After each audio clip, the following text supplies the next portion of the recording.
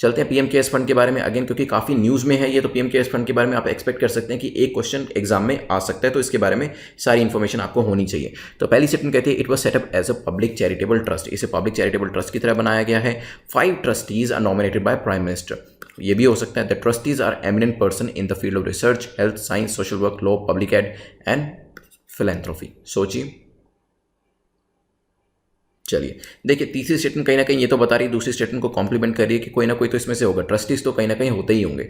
तो यहाँ पे मैं आपको बताऊँ ट्रस्टीज तो होते हैं और ये एरियाज भी उसके लिए सही दिए गए हैं, बट 5 ट्रस्टीज नहीं होते हैं, 3 ट्रस्टीज जो होते हैं वो नॉमिनेट करे जाते हैं प्राइम मिनिस्टर के द्वारा। और पहली स्टेटमेंट की बात करें it was set up as a public charitable trust, तो ये स्टेटमेंट भी ठीक है, पहली और तीसरी स्टेटमेंट ठीक होने की वजह से आंसर आपका हो जाएगा बी। चलते हैं नेक्स्ट क्वेश्चन के ऊपर जो कि यूनाइटेड नेशन सिक्योरिटी काउंसिल के बारे में, विच of the following countries the current president of UNSC, कौन है? क्या वो डोमिनिक रिपब्लिक है, क्यूबा है, पोर्टोरिको है, नन ऑफ द अबव? सोचिए। चलिए देखिए इसमें जो प्रेसिडेंसी होती है वो रोटेट करती है, 15 मेंबर काउंसिल है ये, और इस बार प्रेसिडेंसी ली गई है वो क्यूबन कंट्री ने ली है, और हमारा जो आंसर है यहाँ पे है ए डोमिनिक रिपब्लिक। चलते हैं नेक्स्ट क्वेश्चन के ऊपर जो कि G20 के बारे में है, which of the following country chaired G20 finance minister meet, तो किसने इसको चेयर किया था? चाइना ने किया, ऑस्ट्रेलिया ने किया, यूनाइटेड स्टेट्स, यहाँ पे सऊदी अरेबिया ने किया। सोचिए क्या आंसर होगा इसका। चलिए काफ़ी फेमस था, फर्स्ट टाइम अरेबियन नेशन, किसी अरेबियन नेशन ने इसको कॉन्फ्रेंस को ऑर्गेनाइज किया था, और headed by Indian finance minister, हमारे यहाँ से कौन गया था? हमारे यहाँ से हमारी फाइनेंस मिनिस्टर निर्मला सीतारमन जी गए थे, और ये सऊदी अरेबिया हमारा यहाँ पे करेक्ट आंसर हो जाएगा। चलते हैं नेक्स्ट क्वेश्चन के ऊपर। नेक्स्ट क्वेश्चन पूछता है कि इनमें से कौन सी स्टेटमेंट्स करेक्ट है। फूड कॉर्पोरेशन ऑफ इंडिया के बारे में पूछा गया है, FCI comes under ministry of agriculture हो सकता है। 5 kg of rice and wheat is allocated under national food security act, 5 kilo जो राइस होता है और वीट होता है उसको दिया जाता है किसके अंदर? नेशनल फूड सिक्योरिटी एक्ट के अंदर। 5 kg पर पर्सन राइस और wheat will be provided under Pradhan Mantri Garib कल्याण अन्न योजना, ये भी हो सकता है। सोचिए क्या आंसर होगा। चलिए देखिए इस क्वेश्चन के आंसर से आपको पता चलेगा कि आप ध्यान से पढ़ रहे हैं या नहीं पढ़ रहे हैं। तो पहली बात करते हैं एफसीआई किसके अंदर आता है? मिनिस्ट्री ऑफ एग्रीकल्चर, तो this statement is incorrect because ministry of consumer affair के अंदर ही आता है। ठीक है, अब बात करते हैं 5 kg of rice and wheat is allocated. देखिए 5 kg दिया तो जाता है लेकिन राइस एंड वीट नहीं होता, राइस और वीट दोनों में से आप एक चीज़ ले सकते हैं। तो दूसरी स्टेटमेंट इसकी वजह से ही गलत हो जाती है। अगर आपने ये स्टेटमेंट जो थी वो समझ ली, उसको रेकग्नाइज कर लिया कि एंड की वजह से ये स्टेटमेंट गलत हो जाती है, तो डेफिनेटली आपका जो रीडिंग फोकस है वो काफ़ी ज़्यादा है और उसको वैसे ही मेंटेन करके रखिएगा। और अगर आपने ये रेकग्नाइज नहीं किया then you have to improve in this area. 5 kg per person rice और wheat will be provided under Pradhan Mantri Garib कल्याण अन्न योजना, ये स्टेटमेंट ठीक है, क्योंकि 5 किलो जो है वो प्रधानमंत्री गरीब कल्याण अन्न योजना के अंतर्गत दिया जाएगा और 5 किलो जो है वो नेशनल फूड सिक्योरिटी एक्ट, तो टोटल 10 kg जो है वो प्रोवाइड किया जाएगा। तो हमारा जो आंसर होगा वो होगा सी, क्योंकि सिर्फ तीसरी स्टेटमेंट हमारी करेक्ट है। चलते हैं नेक्स्ट क्वेश्चन, क्वेश्चन नंबर 38 जो कह रहा है which of the following city conference of parties 26 was supposed to be organized in November 2020 which is recently postponed to 2021। तो COP 26 जो थी, ये जो मीटिंग थी नवंबर में होने वाली थी, आने वाले नवंबर 2020 में, लेकिन इसको पोस्टपोन कर दिया गया है। तो पूछा जा रहा है कि कौन सी सिटी में कराने वाले थे? क्या बर्लिन थी, ग्लासगो थी, वियना, बुडापेस्ट? 4 ऑप्शन दिए गए हैं, सोचिए क्या आंसर होगा। चलिए COP 26 जो कॉन्फ्रेंस ऑफ पार्टीज आपकी है इंपॉर्टेंट क्लाइमेट नेगोशिएशन में आती है और ये ग्लासगो में करी जानी थी जिसको पोस्टपोन कर दिया गया है। तो यहाँ पे आप इसका देख सकते हैं एक बार। चलते हैं नेक्स्ट क्वेश्चन के ऊपर। यहाँ पे आपको मैच द फॉलोइंग करना है। 3 यहाँ पे आपको पेयर्स दिए गए हैं। पहला कहता है national pharmaceutical pricing policy, NPPA जो है वो क्या करता है? मॉनिटर करता है और कंट्रोल करता है ड्रग प्राइसेस को। हो सकता है ड्रग प्राइस कंट्रोल ऑर्डर जो है वो एनफोर्स करता है प्राइस कंट्रोल को, ये भी हो सकता है। National pharmaceutical pricing authority NPPA क्या करता है? गवर्न करता है प्राइस कंट्रोल को। सोचिए क्या आंसर होगा। चलिए देखिए अब इसके अंदर देखा जाए ड्रग प्राइस कंट्रोल ऑर्डर जो है वो प्राइस कंट्रोल को एनफोर्स करता है, ये तो है ठीक, लेकिन NPPP जो है आपका नेशनल फार्मास्यूटिकल प्राइसिंग पॉलिसी, इसका काम होता है प्राइसेस को गवर्न करना। गवर्न प्राइस कंट्रोल मतलब जो प्राइस कंट्रोल हो रहा है उसको गवर्न करना, और NPPA का जो काम होता है वो होता है मॉनिटर करना ड्रग प्राइसेस को। तो एक ये जो था स्वैप करके दे रखा था, तो हमारा आंसर जो होगा वो होगा A, only second pair is matched. तो यहाँ पे वेरियस एजेंसीज दे रखी हैं और उनके जो काम है वो भी आपको पता होने चाहिए। चलते हैं नेक्स्ट क्वेश्चन के ऊपर जो कि पूछ रहा है which of the following is are the main organs of united nation. तो UN के इनमें से कौन कौन से मेन ऑर्गन्स हैं? क्या सिक्योरिटी काउंसिल इसमें एक है, जनरल असेंबली, इकोसोक, ICC? सोचिए क्या होगा इसका आंसर।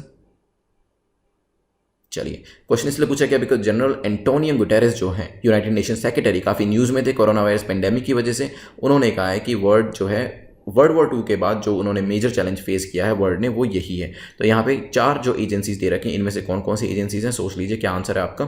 तो मैं आपको बताऊँ आंसर डिस्कस करते, तो यूनाइटेड नेशन सिक्योरिटी काउंसिल हो, जिसको अब UNSC कहते हैं, UN आगे लगा ही हुआ है। यूनाइटेड नेशन जनरल असेंबली हो, तो सेकंड भी आपका करेक्ट है। इकोनॉमिक सोशल काउंसिल भी इसके अंदर आती है, लेकिन ICC इसके अंतर्गत नहीं आती है, जो कि इंटरनेशनल क्रिमिनल कोर्ट जिसको कहते हैं, इसके अंदर आती है ICJ, international court of justice. तो हमारा जो आंसर होगा वो हो जाएगा ए।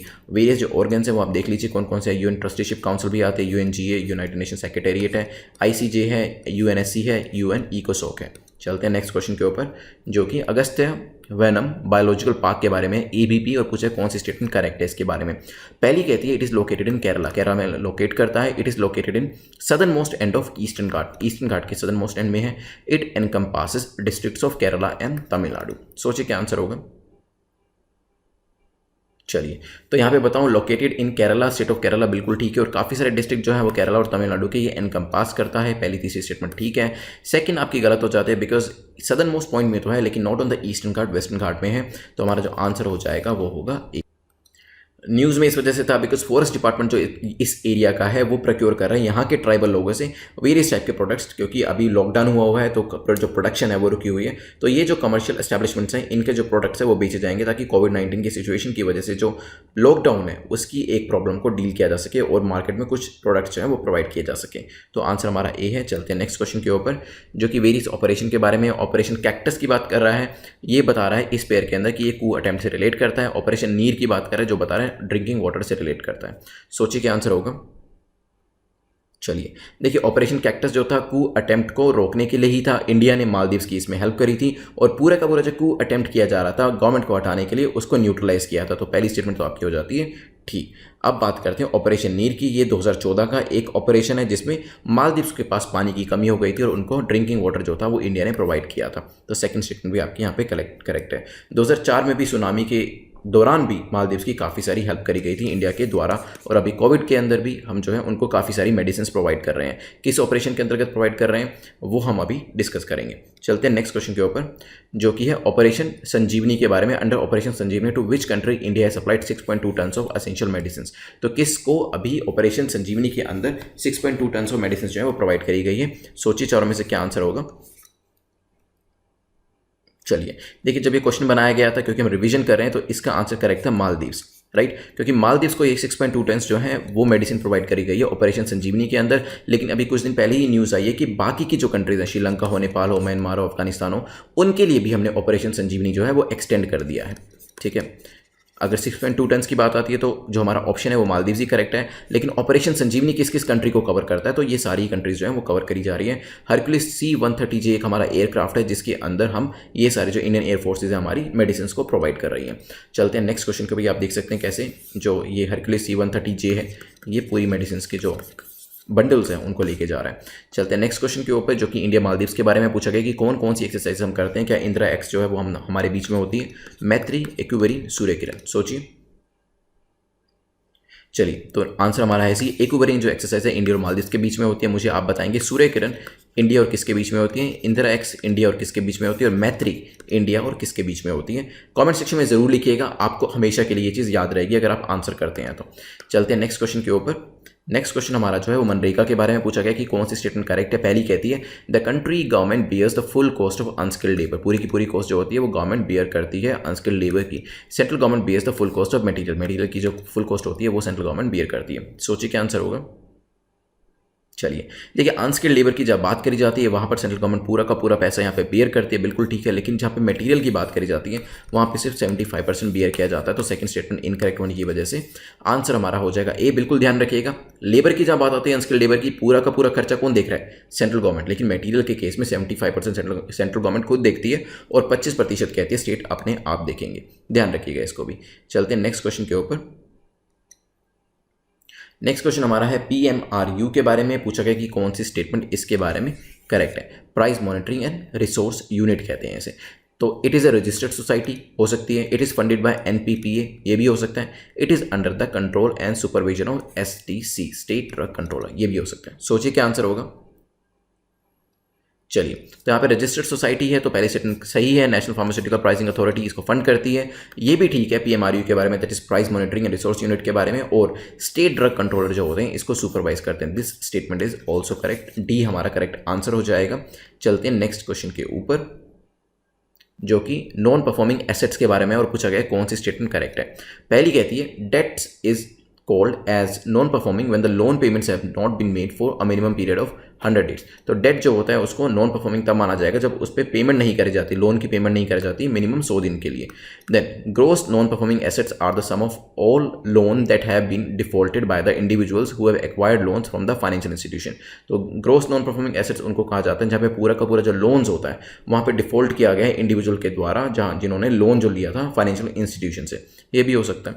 Then net non performing assets are the amount that is attained after the provision amount has been deducted from the gross NPA. तो ग्रोस एनपीए से जब हम प्रोविजन को हटा देते हैं तो नेट एनपीए आ जाता है। सोचिए क्या आंसर होगा। चलिए देखिए, डेट्स को नॉन परफॉर्मिंग एसेट तब माना जाता है जब लोन को रीपे नहीं किया जाता। Loan payment have not been made for minimum 90 days, तो 100 डेज नहीं है 90 डेज है, तो यहाँ पे पहली स्टेटमेंट इनकरेक्ट हो जाती है। और सेकंड स्टेटमेंट बिल्कुल ठीक है, नॉन परफॉर्मिंग एसेट तभी बनती है जब आप डिफॉल्ट करते हैं, लोन नहीं देते हैं जो आपने फाइनेंशियल इंस्टीट्यूशन से लिया है। और ये मैं आपको पहले ही बता चुका हूँ, ग्रोस एनपीए में से जब आप प्रोविजन जो सरकार जो रादर बैंक्स बनाते हैं वो लेस करते हैं तो नेट एनपीए आता है। फॉर एग्जांपल 100 रुपये का लोन दिया किसी बैंक ने और 10 रुपये सोच रखे थे कि ये तो डूबेंगे ही, ये प्रोविजन बना रखा था, तो नेट एनपीए हो जाएगा 90। हमारा आंसर यहाँ पे हो जाएगा डी, क्योंकि सेकंड थर्ड स्टेटमेंट करेक्ट है, फर्स्ट हमारी इनकरेक्ट है। चलते हैं यूएनसीटीएडी के बारे में देखते हैं, United nation convention on trade and development. पूछा गया कौन सी स्टेटमेंट इसके बारे में करेक्ट है। तो पहली स्टेटमेंट कहती है it was establish to promote development friendly integration of developing countries into the world economy. तो एक तरीके से इंटीग्रेशन करना किसका, डेवलपिंग कंट्री का, ये इसका बेसिक ऑब्जेक्टिव था। हो सकता है it is a non government body, ये भी हो सकता है, हेडक्वार्टर इसका वाशिंगटन डीसी में है। सोचिए क्या आंसर होगा। चलिए, रिसेंटली यूएनसीटीएडी ने ऑब्जर्व किया है इकोनॉमिक अनसर्टेनिटी जो कि स्पार्क करी गई है, कौन लेके आया है, कोविड-19 की वजह से जो इकोनॉमिक इनएक्टिविटी देखी गई है और अनसर्टेनिटी देखी गई है। और ऐसा माना जा रहा है कि 2020 में जो ग्लोबल इकोनॉमी है वो 1 ट्रिलियन का नुकसान देखेगी। यहाँ पे बात करी जाए तो इसका बेसिक पर्पस बिल्कुल ठीक है, इंटीग्रेशन करना डेवलपिंग कंट्रीज़ का इनटू द वर्ल्ड इकोनॉमी, लेकिन it's not a non government body. तो ये सेकंड स्टेटमेंट आपकी इनकरेक्ट हो जाती है। और हेडक्वार्टर जो है इसका वाशिंगटन डीसी में है, ये स्टेटमेंट भी आपकी इनकरेक्ट है। आंसर आपका हो जाएगा ए। बात करी जाए हेडक्वार्टर की तो इसका हेडक्वार्टर लोकेट करता है जेनेवा के अंदर, and it's a permanent intergovernmental body. Establish कब हुई थी, 1964 के अंदर। ठीक है, चलते हैं नेक्स्ट क्वेश्चन, यूएनसीटीएडी के बारे में ही है। और पूछा गया विच ऑफ द फॉलोइंग रिपोर्ट जो है ये पर्टिकुलर ऑर्गेनाइजेशन पब्लिश करती है। क्या वर्ल्ड इन्वेस्टमेंट रिपोर्ट को पब्लिश करती है, इन्फॉर्मेशन इकोनॉमी रिपोर्ट को, कमोडिटीज एंड डेवलपमेंट रिपोर्ट को। सोचिए क्या आंसर होगा।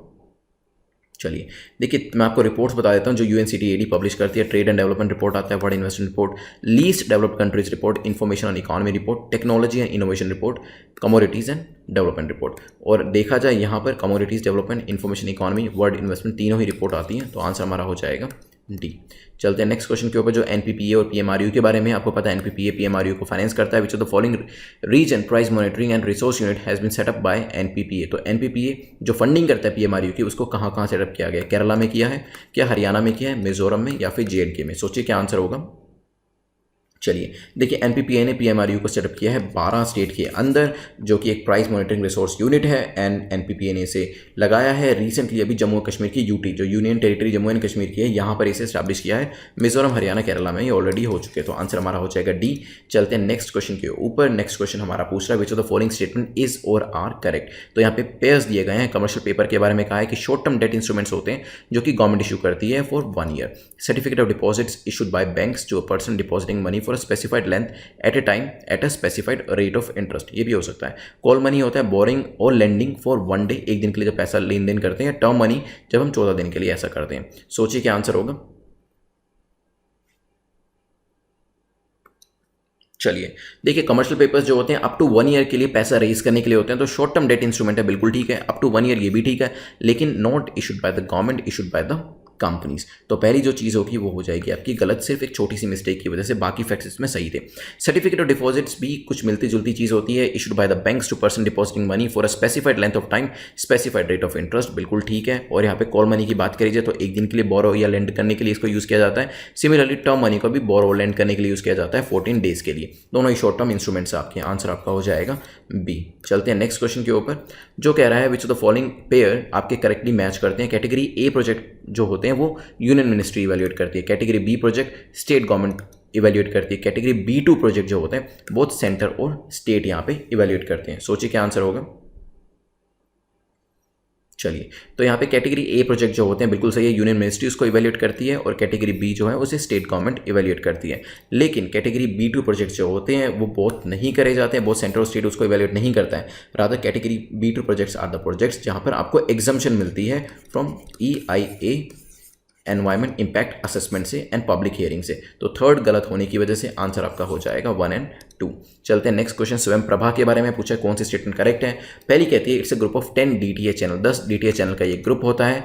Education content is provided 7 AM to 10 PM, 7 बजे सुबह से लेकर 10 बजे रात तक कंटेंट प्रोवाइड किया जाता है, और GSAT 15 सैटेलाइट का इसमें यूज़ किया जाता है। सोचिए क्या आंसर होगा। चलिए मैं आपको बताऊं, स्वयं प्रभा के अंदर 10 चैनल नहीं है, इसके अंदर 32 चैनल हैं, और इसमें 24 आवर्स कंटेंट प्रोवाइड किया जाता है। तो सेकंड स्टेटमेंट भी गलत हो जाती है, लेकिन जो सैटेलाइट यूज़ करी जा रही है वो बिल्कुल ठीक है, GSAT 15 सैटेलाइट को इसमें यूज़ किया जा रहा है, आंसर ए हो जाएगा। चलते हैं नेक्स्ट क्वेश्चन, जो कि आरोग्य सेतु ऐप के बारे में है, जिसमें अभी मिनिस्ट्री ने आपको कहा था लॉन्च करने के लिए और साथ में अपने मोबाइल में डालने के लिए, और मैंने भी आपसे डिस्कस किया था कि इसे ज़रूर डाल लीजिएगा। अब यहाँ पे पूछा जा रहा है कि कौन सी मिनिस्ट्री ये जो पर्टिकुलर ऐप है किसने लॉन्च किया है। क्या MIT ने, ministry of electronics and information technology ने लॉन्च किया, मिनिस्ट्री ऑफ हेल्थ ने, MHRD या नन ऑफ द अबव। आपको पता है आरोग्य सेतु ऐप जो है कोविड-19 के पेशेंट्स को रिकॉग्नाइज करने के लिए, डिटेक्ट करने के लिए है, ताकि अगर आपके आसपास ऐसा कोई व्यक्ति घूमता है जो कोविड-19 के सिम्टम्स लेके घूम रहा है या उसको कोविड से वो सफ़र कर रहा है, तो आपको इमीडिएटली अलर्ट हो जाएगा, मिल जाएगा फ़ोन के ऊपर, अगर आपने ये ऐप डाल रखी है। सोचिए क्या आंसर होगा इसका।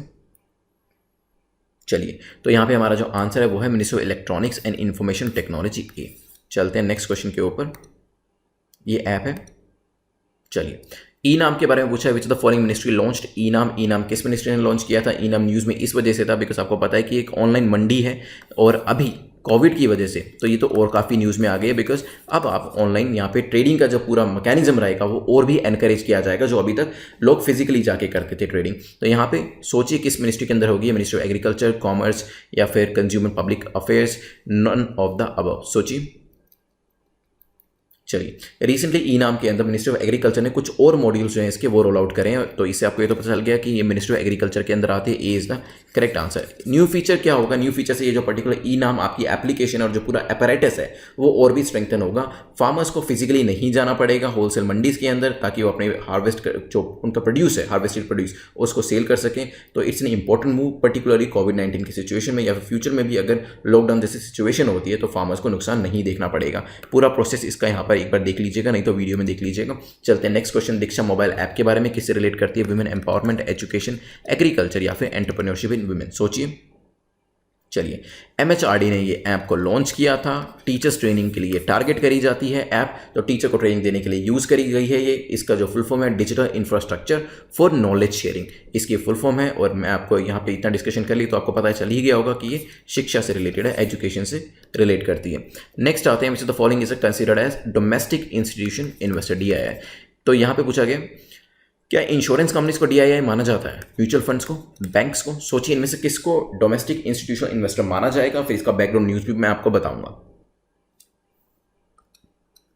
चलिए देखिए, हुआ क्या है, हमारी मार्केट जो है आपने देखा होगा काफ़ी उसमें उतार चढ़ाव देखने को मिल रहा है एवरीडे बेसिस पे, क्योंकि जो फॉरेन कंपनीज हैं और साथ में फॉरेन पोर्टफोलियो इन्वेस्टर्स हैं वो अपने पैसे को विड्रॉ कर रहे हैं। और ये देखा गया पिछले एक महीने में ही 1 लाख करोड़ जो है मार्च के अंदर ही उन्होंने विड्रॉ कर लिया है। कोविड-19 की वजह से अनसर्टेनिटी है, और मार्केट में आपको पता ही है जिसे हॉट मनी कहा जाता है, FPI जो होते हैं फॉरेन पोर्टफोलियो इन्वेस्टर्स, इनको हॉट मनी कहा जाता है। हॉट मनी का मतलब यही है कि बहुत जल्दी अपने पैसे को इधर से उधर करते हैं, तो इन पर ज़्यादा ट्रस्ट नहीं किया जा सकता। तो 1 लाख करोड़ अभी इन्होंने मार्च में ही निकाल लिए, इसी वजह से मार्केट जो थी वो नीचे चली गई। लेकिन हमारे जो DII हैं, डोमेस्टिक इंस्टीट्यूशन इन्वेस्टर्स, जिसमें इंश्योरेंस कंपनीज भी आती हैं, म्यूचुअल फंड्स भी आते हैं, बैंक्स भी आते हैं, वो पैसा पंप अप कर रहे हैं मार्केट के अंदर, इसलिए मार्केट ऊपर जा रही है। फिर FPI निकालते हैं अपने पैसे को, मार्केट नीचे नीचे जाती है और हमारे DII डालते हैं मार्केट ऊपर जाती है। ठीक है, तो इसे से ही ये सारा जो आप चेंजेस होते हैं एवरीडे बेसिस पे देख रहे हैं। हमारा जो आंसर होगा वो होगा सी, क्योंकि DII तीनों ही इसमें माने जाते हैं। चलते हैं जूनोसिस के बारे में पढ़ते हैं।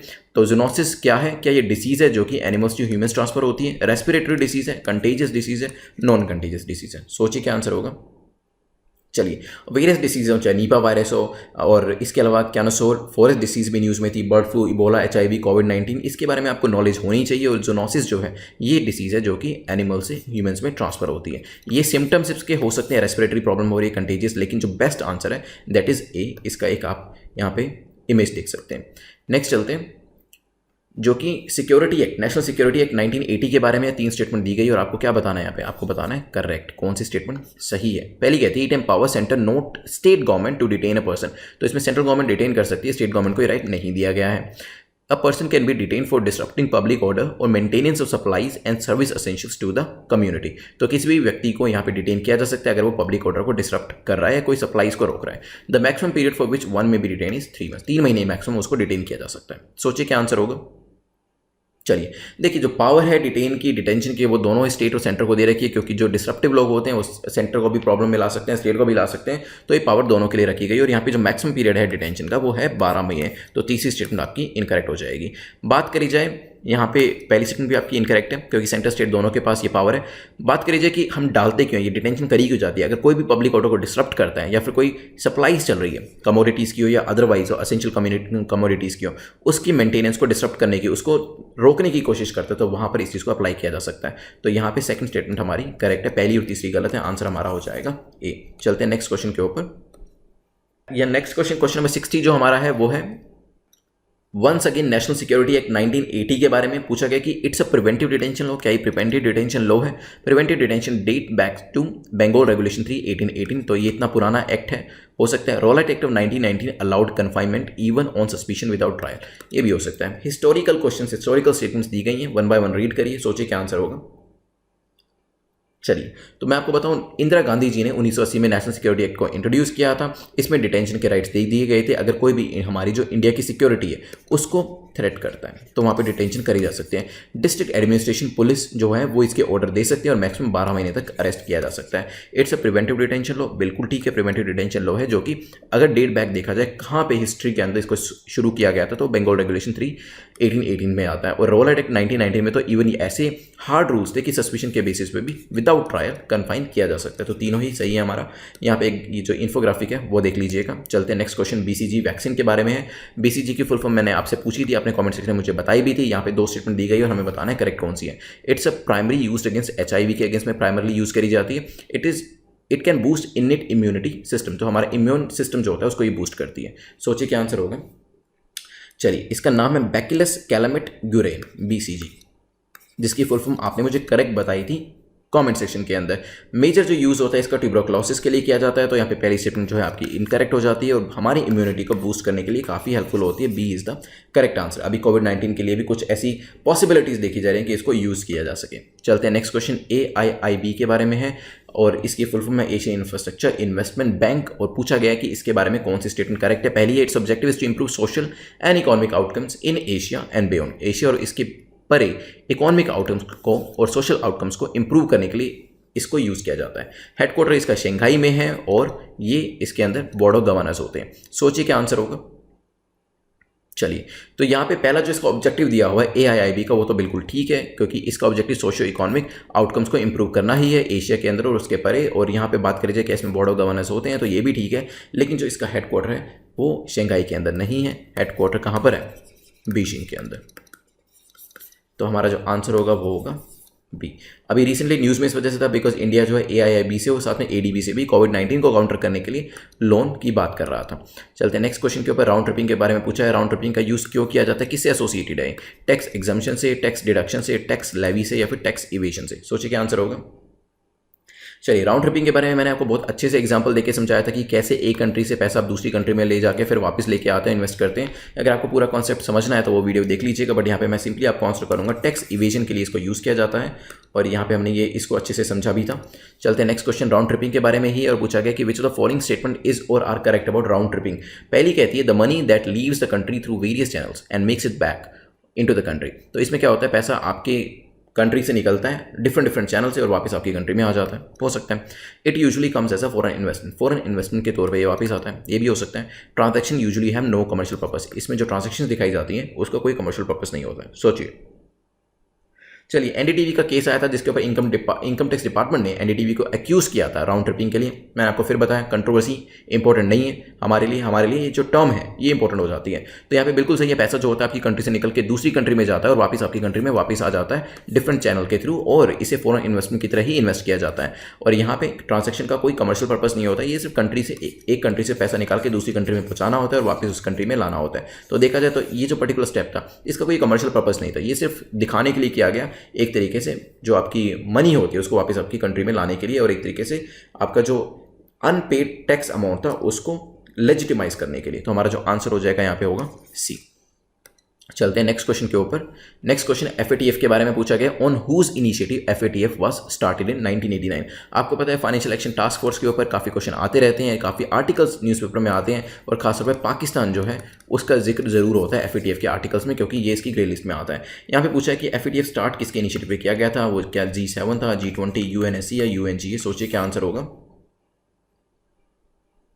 चलिए अभी हुआ क्या था, अगेन पाकिस्तान का इशू था। पाकिस्तान जो है एक पर्टिकुलर आप कह सकते हैं इंडिविजुअल को, जिसका नाम अहमद उमर शेख सईद है, जो कि जिसने एक अमेरिकन जर्नलिस्ट डैनियल पर्ल को मर्डर किया था, उसको एक्विट कर दिया पाकिस्तान की कोर्ट ने। और हमने कहा है, इंडिया ने कहा है कि हम इस इशू को उठाएंगे दोबारा। कहाँ पर हम उठाएंगे इसे? एफएटीएफ के अंदर। अब बात आती है क्वेश्चन की, तो क्वेश्चन है एफएटीएफ को किसके इनिशिएटिव पे स्टार्ट किया गया? तो आंसर हमारा है ए, G7 के इनिशिएटिव पे इसको स्टार्ट किया गया। बैकग्राउंड आपको पता होना चाहिए, मैंने आपसे ये भी पूछा था कि ब्लैक लिस्ट में कौन आते हैं, ग्रे लिस्ट में कौन आते हैं। तो मुझे आप एक बार दोबारा बताइएगा, जिन लोगों ने आंसर नहीं किया, जिन्होंने कर दिया है वो चाहे तो ना कॉमेंट करें, लेकिन जिन्होंने नहीं किया वो बताइएगा कि ब्लैक लिस्ट के अंदर कौन कौन सी कंट्रीज आती हैं एफएटीएफ की फाइनेंशियल एक्शन टास्क फोर्स के अंदर। चलते हैं नेक्स्ट क्वेश्चन के ऊपर, जो कि क्वेश्चन नंबर 66 है हमारा, और ग्रे लिस्ट के बारे में बात कर रहे हैं। विच of the following restriction is a faced when a country comes under grey list? तो जैसे पाकिस्तान ग्रे लिस्ट में आया, इस तरीके से जो दूसरी कंट्रीज ग्रे लिस्ट में आती हैं तो उनको क्या क्या नुकसान देखने पड़ते हैं? क्या उसका इंटरनेशनल बाइकआउट होता है? May be restriction in getting loans लेने में तकलीफ होती है आईएमएफ, वर्ल्ड बैंक, एडीबी जैसी ऑर्गेनाइजेशन से, हो सकती है। इकोनॉमिक सैंक्शंस क्या उन पर लगाए जाते हैं? ये सिर्फ इकोनॉमिक सैंक्शन ब्लैक लिस्ट वालों के लिए होते हैं। सोचिए काफ़ी सारी चीज़ें हैं जो कि ब्लैक लिस्ट वालों के लिए होती हैं, काफ़ी सारी ग्रे लिस्ट वालों के लिए होती हैं। सोचिए क्या आंसर होगा। चलिए तो मैं आपको बताऊं, ग्रे लिस्ट के ऊपर ये तीनों ही चीज़ें लगाई जाती हैं, तीनों ही इंपोजिशंस होती हैं। इंटरनेशनल बॉयकॉट किया जाता है उस कंट्री का, जो कि मोरल एक स्टेप है उस कंट्री को अलग करने का। फिर आता है फाइनेंशियली उनको हर्ट किया जाता है, जैसे कि उनको लोन्स की जरूरत है। जैसे कोविड-19 की सिचुएशन है, पाकिस्तान को लोन चाहिए, इतनी आसानी से नहीं मिलेगा उनको। क्यों? क्योंकि वो ग्रे लिस्ट के अंदर है। आईएमएफ मना कर सकता है, वर्ल्ड बैंक भी टेंट्रम दिखा सकता है कि नहीं देंगे आपको लोन, एडीबी यही चीज़ कर सकता है। तो एशियन डेवलपमेंट बैंक भी जो इंडिया को लोन दे रहा है इतनी आसानी से, वो पाकिस्तान को मना कर सकता है या फिर कम अमाउंट का लोन दे सकता है, क्योंकि उसको ऑलरेडी ग्रे लिस्ट में डाला जा चुका है। और क्योंकि ये रहता है ना कि आप हमसे लोन लेके जाओगे तो उसका यूज़ कहाँ करोगे? क्या आप सच में कोविड-19 को काउंटर करने के लिए उसका यूज़ करोगे या फिर टेरर फंडिंग के लिए उस पैसे को यूज़ करोगे? तो ये अनसर्टेनिटी हमेशा बनी रहती है, इसलिए आप पैसा नहीं देना चाहते हैं ऐसी कंट्रीज़ को। अब बात आती है इकोनॉमिक सैंक्शंस की, तो येस उसमें इकोनॉमिक सैंक्शंस भी लगाए जाते हैं, जिसको आईएमएफ, वर्ल्ड बैंक या एडीबी जैसी जो ऑर्गेनाइजेशन है वो लगाती है। तो A is the correct answer. अब आते हैं पीपीई के बारे में पढ़ते हैं, पर्सनल प्रोटेक्टिव इक्विपमेंट। देखेंगे दिखता कैसा है, पहले दिखाई देता हूँ मैं आपको। ये पीपीई कुछ इस तरीके से दिखता है, ये पूरी इसकी डिफरेंट कंपोनेंट्स है। आप बात करी गई है कि किसने इसे डेवलप किया, क्या इसे बाक ने किया है, एचएएल ने, डीआरडीओ ने या इसरो ने? सोचिए। चलिए कोविड-19 से बचने के लिए वेरियस डॉक्टर्स और जो आपके हेल्थ एरिया में जो स्टाफ काम कर रहे हैं उनको ये जो पर्टिकुलर पीपीई है, पर्सनल प्रोटेक्टिव इक्विपमेंट, वो दिए जाएंगे, और इसे डेवलप किया है डिफेंस रिसर्च डेवलपमेंट ऑर्गेनाइजेशन ने। ठीक है, चलते हैं नेक्स्ट क्वेश्चन के ऊपर।